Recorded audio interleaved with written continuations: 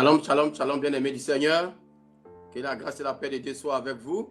C'est votre serviteur, le prophète Assemien Mathias Kouakou de l'Église Glorieuse de Christ. En tout cas, Dieu vous bénisse. Je vous aime beaucoup, beaucoup, beaucoup, beaucoup dans le Seigneur.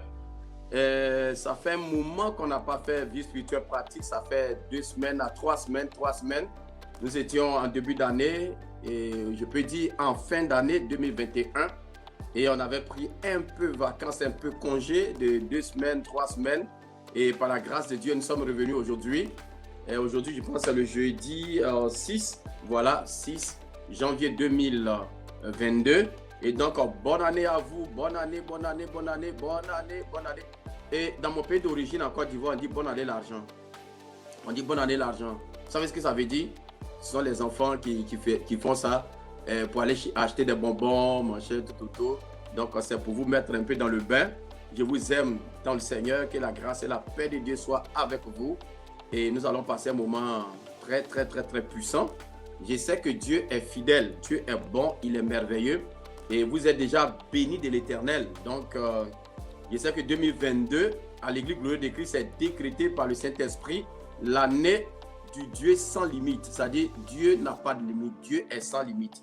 Donc, c'est ce que nous allons voir toute l'année 2022. Dieu est sans limite. Donc, je suis sûr que ce Dieu sans limite, tu le verras. Tu le verras, c'est un Dieu sans limite. Tu vas le palper. Et nous sommes en train de développer ce mois, ce qu'on appelle le Dieu des percées surnaturelles. Nous sommes en train de développer cela, le Dieu des percées surnaturelles. Comment est-ce que, avec notre Dieu, nous avons des percées surnaturelles, nous pouvons être étonnés, tétanisés de voir comment Dieu agit de manière simple, puissante, de manière glorieuse, jusqu'à ce que beaucoup s'étonnent. On dit, oh, voilà ce que Dieu a fait pour moi. Et donc, c'est ce que nous allons développer tout ce mois de janvier, le Dieu des percées surnaturelles. Alléluia. En tout cas, que la grâce et la paix de Dieu soient avec vous. Dieu est tellement puissant et bon. Il est tellement merveilleux que nous allons continuer encore à parler des dons spirituels. Vous savez, les dons spirituels sont tellement importants qu'on ne joue pas avec ça. On ne joue pas avec les dons spirituels. Donc, les dons spirituels, nous avons parlé des 9 dons de l'esprit au niveau de 1 Corinthiens chapitre 12. Et ça ne s'arrête pas là, comme je vous ai dit. Il y a d'autres dons. Donc, nous avons développé 3 grands groupes de dons. Et aujourd'hui, si vous voulez, je vais vous faire juste un rappel de tout ça et tout ce qu'on a développé. Et puis, une petite conclusion. Et puis, nous allons prochainement, c'est-à-dire le mardi, nous allons aborder d'autres types de dons dans Romains. Donc, aujourd'hui, permettez-moi de vous faire vraiment un récapitulatif des dons de Corinthiens. Et puis, prochainement, je vais vous amener aussi dans les dons, dans des dons au niveau de Romains. Romains chapitre 12. Vous allez voir, là-bas, on parle des dons de ministère. Donc, nous allons voir ce qu'on appelle le don apostolique, le don prophétique. On va voir le don de... c'est ça qu'on appelle le don de ministère, donc l'évangéliste. On va voir le pasteur, on va voir le docteur. Voilà, souvent quand on dit docteur, les gens pensent que c'est docteur médecin. Non, on va voir ça. On va aussi voir le don de libéralité, on va voir le don d'exhortation, on va voir le don d'enseignement. Nous allons voir tout ça. Mais pour l'heure, aujourd'hui, nous allons prendre ce peu de temps que nous avons, vous savez, vie spirituelle pratique. C'est une trentaine de minutes, je ne veux pas qu'on déborde. Et pour que ça vous donne toujours de l'eau, comme on le dit, de l'eau dans la bouche et pour que vous avancez. Bonne nouvelle pour vous aussi, à partir du mois de février, nous allons avoir un thème tellement glorieux aussi. Nous allons parler de comment étudier la parole de Dieu et la comprendre. Donc, on va prendre des tests bibliques. On va voir comment on étudie un test biblique. Enfin, je suis sûr qu'il y a beaucoup qui ont des difficultés pour étudier des tests bibliques. Et pour cela, ces personnes, leur vie spirituelle certainement n'avance pas comme ça devait être. Et donc, ça devait être, du moins, donc, nous allons développer cela dans le mois de février. Mais d'ici là, nous avons parlé des dons spirituels dans 1 Corinthiens chapitre 12. Et nous avons dit que il y a 9 dons spirituels dans 1 Corinthiens chapitre 12. C'était notre tête de base du verset 1 au verset 11. Et nous avons dit qu'il y a le don de la parole de sagesse, le don de la parole de connaissance, le don du discernement des esprits. Il y a le don de la foi, il y a le don des guérisons, le don d'opérer des miracles, il y a le don de prophétie, il y a le don du parler en langue qu'on appelle diversité des langues, et il y a le don d'interprétation des langues. Et nous avions dit que tout ça c'était divisé en trois grands groupes, et dont le premier grand groupe qu'on avait vu, on appelle ça le don de révélation. Révélation, dans le grec, ça dit dévoilement. Donc, des choses cachées qui ont été dévoilées, donc qui sont dévoilées. Et donc, les dons de révélation, il y en a trois. Le don master, c'est le don de la parole de sagesse qui vient avec son frère ou, si vous voulez, sa sœur. Le don de la parole de connaissance et le don du discernement des esprits. Donc, il y a trois frères ici. Les 9 sont des frères, mais ça part en trois frères et 9 frères. Voilà. Et puis, deuxième grand groupe, il y a ce qu'on appelle les dons de puissance, power, les dons de puissance. Donc, comme le nom le dit, ce sont des dons qui montrent la puissance de Dieu, l'autorité, le pouvoir de Dieu. Et ça, nous avons trois. Il y a le don master, le don de la foi. Celui qui a le don de la foi, les miracles vont s'opérer, donc le don d'opérer des miracles, et les guérisons aussi seront là, le don d'opérer, le don des guérisons. Et comme je l'ai dit aussi, on ne dit pas le don de guérison, mais on dit le don des guérisons. C'est-à-dire il en faut plusieurs pour établir si vous voulez, pour établir l'effectivité de ce don. Et donc, si tu as fait une seule guérison, ne va pas dire aux gens, comme j'ai vu quelqu'un qui a mis sur Facebook, oh, les miracles sont rentrés à Montréal, au Canada, pourtant c'était juste une seule guérison. Donc, bien aimé, le don des guérisons. Et puis maintenant, le troisième grand groupe qu'on appelle les dons vocaux, c'est-à-dire la voix, les dons vocaux. On appelle aussi don de la parole. Voilà, don de la parole aussi. Ou don d'inspiration. Les trois, c'est la même chose. Dons vocaux, don de la parole, don d'inspiration. Le don master, c'est le don de prophétie. C'est ça vraiment facile, le don spirituel que beaucoup raffolent. Les gens aiment tellement le don de prophétie, je ne sais pas pourquoi. Parce que le don de prophétie, beaucoup disent que les prophètes sont charismatiques, alors que celui qui a le don de prophétie, ce n'est pas un prophète. On a vu ça aussi.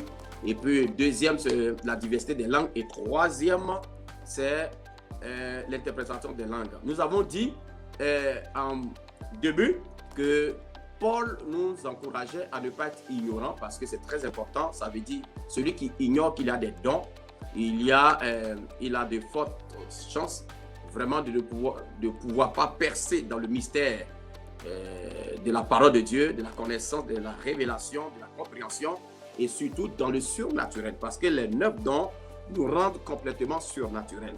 Et donc, ce n'est pas quelque chose avec lequel il faut négocier. Les dons spirituels, les 9 dons, bien aimés du Seigneur, il faut les chercher, il faut les avoir, c'est important et ce n'est pas discutable. Je peux vous dire, ce n'est pas du tout discutable, il faut avoir les 9 dons. Si tu n'as pas les 9 dons, il faut avoir au moins quelques-uns. Parce que tu me diras, mais pourquoi je dois avoir les 9? Bon, si tu n'as pas les 9, ce n'est pas grave là, c'est pas grave, c'est Dieu qui donne, Mais Paul dit d'aspirer, donc on peut quand même aspirer à cela. Et donc, si tu n'as pas les 9, au moins il faut avoir 1, 2, 3, 4, 5, il faut avoir le maximum, en tout cas il faut avoir le maximum. Et donc, bien aimé du Seigneur, on a dit ces dons, il ne faut vraiment pas ignorer. Ça, il faut savoir qu'il y a des dons spirituels qui nous permettent vraiment d'opérer dans le surnaturel. J'appelle les dons spirituels comme des bulldozers, des tracteurs. C'est-à-dire tu travailles avec tes mains, tu es un menuisier, tu travailles avec tes mains ou tu es je ne sais pas, donne-moi n'importe quel métier ou bien un agriculteur, voilà, c'est mieux. Tu travailles avec la main et tu fais tes semences à la main, tu débroussailles à la main et puis on t'envoie des machines. On t'envoie des machines pour travailler. C'est ça les dons spirituels. Les dons spirituels sont les machines de Dieu pour permettre aux croyants en Christ d'opérer au-delà de la chair et d'opérer au-delà de ses faiblesses. Là où il y a les dons spirituels, la faiblesse n'est plus nommée parce que c'est une opération divine. C'est la capacité de Dieu. En fait, les dons spirituels, c'est la capacité de Dieu. Or, Dieu, Paul dit, notre capacité ne vient pas de nous, mais ça vient de Dieu. Donc, lorsque Dieu se met dans quelque chose, il n'y a plus d'échec. Vous le savez très bien. C'est pourquoi à la Pentecôte, lorsque Dieu est descendu avec sa capacité, les apôtres, les disciples ont été littéralement émondés et empuissancés de telle sorte qu'ils ont opéré au-delà du voile, ils ont opéré au-delà de la chair, ils ont opéré dans le surnaturel, ils ont opéré dans la grâce, ils ont opéré dans l'autorité, dans la puissance et dans l'honneur et dans la gloire. Et donc, bien aimé, les dons spirituels aussi, il faut savoir très bien, les dons spirituels s'exercent dans l'amour. Ça, c'est 1 Corinthiens 14. Vous allez voir, Paul va développer 1 Corinthiens 13, du moins 1 Corinthiens 13, Paul va développer vraiment l'amour. Et j'appelle ça l'hymne à l'amour. Donc, c'est très important de savoir que les dons spirituels aussi, les dons spirituels s'exercent dans l'amour. Si tu n'as pas d'amour, Dieu ne peut pas te remplir des dons spirituels parce qu'il envoie ses dons pour résoudre des situations problématiques. Les dons spirituels, c'est la capacité surnaturelle. Ça dépasse la capacité de l'homme. Donc, ça pousse l'homme à faire des choses avec productivité, avec grandeur, avec puissance. C'est la capacité de Dieu. Donc, si tu ne les exerces pas dans l'amour, tu vas brimer les autres. Tu vas les ridiculiser. Il y a des pasteurs qui ont ridiculisé des fidèles. Il y a des fidèles aussi qui ont ridiculisé des pasteurs, se croyant plus forts que ces pasteurs. Pourquoi? Parce qu'ils opéraient dans le surnaturel et ils pouvaient avoir des révélations, qu'auraient des paroles de connaissance claires que le pasteur n'avait pas. Ils guérissaient des malades. Donc tout ça, ce n'est pas normal. Les dons spirituels s'exercent dans la plénitude de l'amour. La Bible dit dans Colossiens 3,14 que l'amour est le lien de la perfection. Donc nous devons rechercher à travailler avec les dons spirituels dans l'amour. Donc c'est très important ce que je suis en train de vous expliquer. Et les dons spirituels aussi, bien aimés du Seigneur, il faut savoir que c'est donné aussi selon la capacité de chacun. C'est Dieu qui donne, ce n'est pas nous. Même si tu aspires à cela, Dieu va te donner, mais ce n'est pas toi qui donnes. Tu pries, tu peux prier, Paul dit d'aspirer, tu peux aspirer à ça, tu peux désirer cela, Dieu va te donner. Donc c'est le Saint-Esprit qui donne. C'est pourquoi il ne faut pas jalouser le don spirituel de quelqu'un, parce que ce n'est pas toi qui donnes, ce n'est pas lui qui allait prendre, mais en réalité c'est Dieu qui lui a donné de manière gratuite, sans rien payer. Et donc c'est important de savoir aussi que c'est le Saint-Esprit qui donne selon la capacité de chacun. Les dons spirituels aussi, il faut savoir, donc ce n'est pas par tes mérites, voilà, ce n'est pas par tes mérites, ni par les mérites de quelqu'un, ni par mes mérites, mais ce sont les mérites de Christ. Nous opérons dans les mérites de Christ. Et les dons spirituels, voilà ça. Et Dieu utilise cela pour résoudre des problèmes graves. Donc, quand nous voyons un peu la définition, si vous voyez ce que je vous ai dit lorsque nous étions en début, vous pouvez aller revoir les émissions passées. Il a dit c'est une capacité, tout don, tous les dons, tout ce qu'on appelle don, c'est une capacité surnaturelle que donne le Saint-Esprit pour permettre aux croyants en Christ, c'est-à-dire le disciple de Jésus-Christ, le chrétien si vous voulez, d'opérer dans le surnaturel, d'opérer au-delà de ses capacités. C'est Dieu maintenant qui travaille en lui. Alléluia, c'est Dieu qui travaille en lui. C'est ça les dons spirituels. Et les dons spirituels, Paul dit, il faut aspirer. Ça dit, il faut aspirer. Tu peux aspirer aux dons spirituels. Tu peux aspirer. Ça dit, tu peux demander les dons spirituels. Tu peux demander jusqu'à ce que Dieu te donne. C'est très important parce que beaucoup pensent que bon, les choses arrivent comme ça. Non, les choses n'arrivent pas par hasard. Le hasard n'existe pas avec Dieu. Les choses n'arrivent jamais par hasard avec Dieu. Avec Dieu, il faut aspirer. Si tu n'aspires pas, tu n'auras pas. Ce que tu ne demandes pas, tu n'as pas. Et ça, c'est clair. Dans le monde même séculier, vous savez que si tu ne vas pas demander un emploi, tu ne peux pas chez toi et puis tu regardes l'emploi ou jusqu'à toi. Il faut demander pour que tu l'aies. Donc, celui qui demande aura. Très important, ça aussi, il faut que je vous dise la vérité. Il faut vraiment aspirer aux dons spirituels. Celui qui aspire aux dons spirituels, il les aura. C'est très important parce que la Bible dit que Dieu donne sans mesure. Et donc, il faut aspirer. Maintenant, nous allons prendre les quelques minutes qui restent à faire une conclusion des 9 dons. Tranquillement, vous allez voir le lien qui existe entre ces dons. Très important de savoir le lien qui existe entre ces dons et comment ils opèrent. Comme je l'ai dit, on va partir par les 3 premiers que vous connaissez très bien. Les dons de révélation, la parole de sagesse, la parole de connaissance et le don du discernement des esprits. En fait, ce sont des dons, bien aimés, ce sont de véritables dons de révélation. C'est ce qu'on appelle dons de révélation. La parole de sagesse, c'est une parole surnaturelle. C'est une connaissance surnaturelle que donne le Saint-Esprit. Vous voyez, donne le Saint-Esprit pour résoudre des problématiques diverses. Vous voyez, des problématiques vraiment difficiles que de manière naturelle, nous ne pouvons pas résoudre. Donc, Vous voyez, c'est ça. C'est une communication surnaturelle de ce qui est caché en Dieu. Vous voyez, de ce qui est caché en Dieu sous la forme de paroles. Voilà, ça peut être même des images, des choses que Dieu montre. Donc, elle parle toujours vraiment des solutions, donc de l'avenir, de l'avenir. Et nous avons pris des exemples dans la parole de Dieu, un peu comme la parole le roi Ézéchias avait reçu Ésaïe du moins, et allé donner au roi Ézéchias, tout. Et donc, vous voyez, celui qui manifeste, par exemple, le don de la parole de sagesse, c'est quelqu'un, par exemple, qui va trouver des solutions un peu partout. Vous voyez, on a pris le cas de Salomon, lorsque les deux prostituées qui avaient fait des enfants, il y a une qui a pris l'enfant de l'autre, et Salomon a donné une parole de sagesse pour trouver une solution. La parole de sagesse décante des problématiques diverses, des problématiques très difficiles. Vous comprenez, c'est ça. Et donc, la parole de connaissance, la parole de connaissance est un fait caché dans la vie de quelqu'un, que Dieu révèle, que Dieu va révéler. Dieu va aller révéler cela et va envoyer cela à la connaissance de celui qui possède ce don. Donc, c'est quelque chose qui est caché dans la vie de quelqu'un. Par exemple, quelqu'un qui a été malade pendant des années, tu ne vivais pas avec lui, tu le rencontres et tu vois dans sa vie un fait. Donc, c'est un fait passé ou présent. Un fait passé ou présent dans la vie de quelqu'un que Dieu va te montrer de manière surnaturelle et tu vas aller chercher cela et dire à la personne ce qui se passe dans sa propre vie.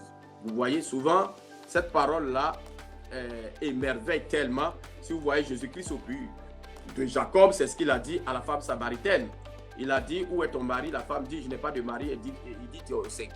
Comment est-ce que Jésus pouvait savoir que la femme samaritaine était au 5e mari? Voilà, c'est ça. Donc, la parole de connaissance est donnée et souvent, la parole de sagesse devient comme une solution de la parole de connaissance, ce qui est révélé, ce qui est caché. Dieu peut donner une parole de connaissance. Tu as la connaissance de ce qui se passe dans la vie de quelqu'un et Dieu te donne maintenant la solution par la parole de sagesse. Et le discernement des esprits, en fait, c'est une capacité surnaturelle que donne le Saint-Esprit de voir l'activité des esprits, l'activité qui est derrière un esprit. Voilà. C'est pas quoi je parle ce soir, c'est pas quoi un homme parle, celui qui te rend visite, celui qui prêche à l'église ou n'importe où. C'est-à-dire, la parole, le discernement, le don du discernement des esprits te permet en fait de voir l'activité des esprits dans une atmosphère, dans la vie de quelqu'un ou dans la vie de ton patron, de ta femme, de ton enfant, de ton père, n'importe où, du pasteur qui prêche. Ça te permet de détecter vraiment un esprit malveillant en arrière ou un bon esprit qui est derrière. Il y a 3 sortes d'esprits. Il y a le Saint-Esprit, il y a la chair et il y a les démons. Donc la parole de connaissance, le discernement des esprits, du moins le don du discernement des esprits, te permet de discerner les esprits qui sont là. Vous voyez, c'est ça. Donc ces 3 dons de révélation sont de gros dons de protection. Ne jouez pas avec ça. Ce sont des dons de protection là où il y a la parole de sagesse. On a des solutions aux problématiques. La parole de connaissance. Nous avons la connaissance des choses qui se passent dans la vie des gens. Dans une église, il y a ça, c'est extraordinaire parce que nous allons connaître les choses. L'activité qui est derrière les fidèles qui viennent à l'église, soit ce sont les sorciers, ce sont, je ne sais pas, des occultistes ou tout. Aussi, le discernement des esprits, du moins, c'est ça, je parle du discernement des esprits. Donc, le discernement des esprits associé à la parole de connaissance, associé à la parole de sagesse, la révélation coule au sein de l'église. Vous voyez, la révélation coule au sein de l'église. Maintenant, ces 3 dons sont là et Dieu va aussi créer un grand groupe aussi de dons, le don de foi, de la foi, le don d'opérer des miracles et le don des guérisons. Donc, le don de la foi, c'est une capacité surnaturelle que donne le Saint-Esprit pour que quelqu'un puisse manifester une foi surnaturelle. Ce n'est pas la foi acquise par la connaissance de la parole de Dieu ou par, comment on appelle, par la révélation ou par... Non, c'est une foi qui est incisive de manière spirituelle. C'est une foi qui arrive de manière spontanée pour agir. C'est Dieu qui donne cela et permet à la personne qui manifeste ce don de trouver des solutions. Celui qui a le don de la foi a toujours des solutions dans la main. C'est vraiment ces solutions, c'est comme solution clé dans la main. Et celui qui a le don de la foi, souvent, va manifester le don des miracles. Le don des miracles. Là où à la fois les miracles se produisent, aussi les guérisons sont là. Les miracles aussi, c'est une capacité surnaturelle que donne le Saint-Esprit de trouver des solutions au-delà, si vous voulez, au-dessus des lois de la nature.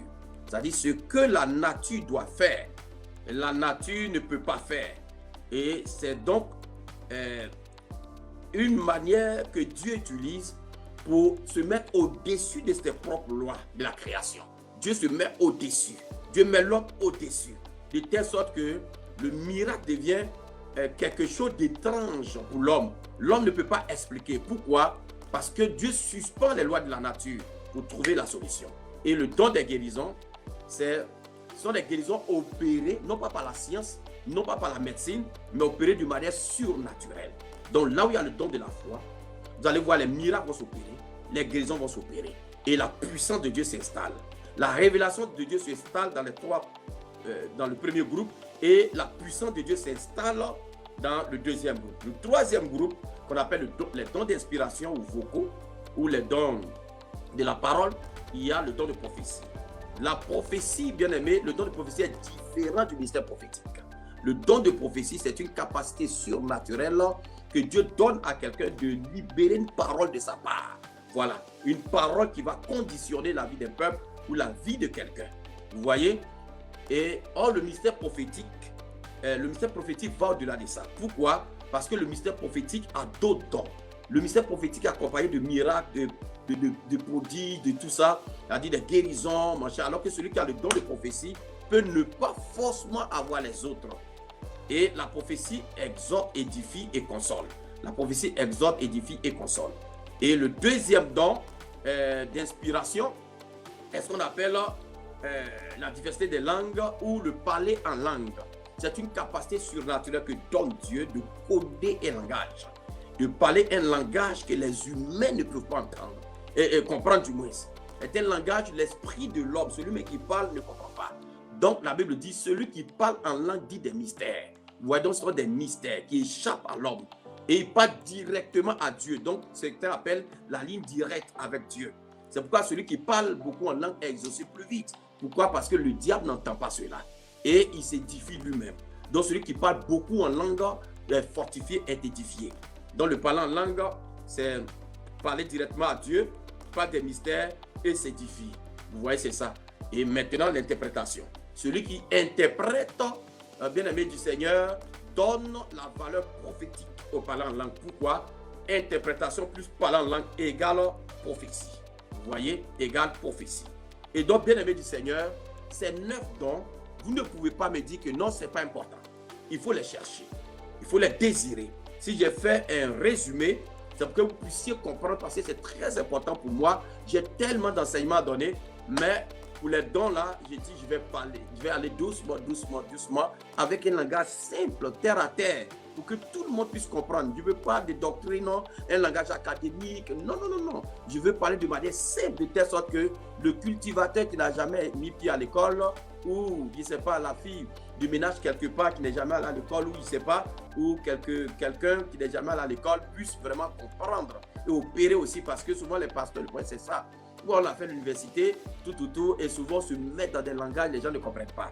C'est pourquoi, dans vie spirituelle pratique, je vais aller doucement, tranquillement, dans un langage français courant, pas un français académique, un français courant, pour que tout le monde puisse comprendre la simplicité du langage, la simplicité du cœur. Donc, bien aimé, désirer les dons spirituels, ils ne sont pas importants. Ils sont plus qu'importants. Ils ne sont pas nécessaires. Ils sont plus que nécessaires. Ils ne sont pas puissants, ils sont plus que puissants. Ils trouvent des solutions incroyables là où ta capacité humaine ne peut pas le faire. Donc, bien-aimé du Seigneur, voici un récapitulatif.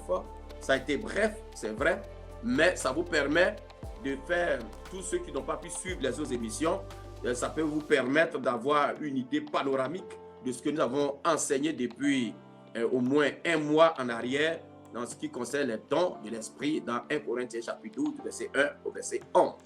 Soyez bénis de l'Éternel. À partir du mardi prochain, nous allons commencer les dons de Romains 12. Nous allons parler du don des ministères dans lequel se trouvent 5 le ministère apostolique, le ministère du prophète, donc le ministère prophétique, de l'évangéliste, du pasteur et du docteur. Et nous allons voir les dons de libéralité, le don d'exhortation, le don d'enseignement, le don de miséricorde. Nous allons voir tout ça. Que la paix de Dieu soit avec vous. Je vous aime dans le Seigneur. C'est votre serviteur, le prophète Enseignant Mathias Kwaku, de l'Église glorieuse de Christ. Que Dieu vous bénisse. Le thème de l'année, c'est Dieu est sans limite. Dans Éphésiens chapitre 3, le verset 20, et nous sommes en train de développer dans ce mois de janvier le Dieu des percées surnaturelles. Je vous aime dans le Seigneur. Vous pouvez m'envoyer des messages en inbox, ou sur mon Facebook en inbox, vous pouvez m'envoyer des messages. Vous pouvez communiquer avec moi. Je suis très simple, j'aime beaucoup communiquer. Bientôt, je vais commencer encore une autre émission pour la jeunesse et puis une autre émission prophétique en même temps de prière. Que Dieu vous bénisse. Vous aurez de la ressource à vous, à amplifier votre foi. Soyez bénis de l'Éternel. On se donne rendez-vous mardi prochain.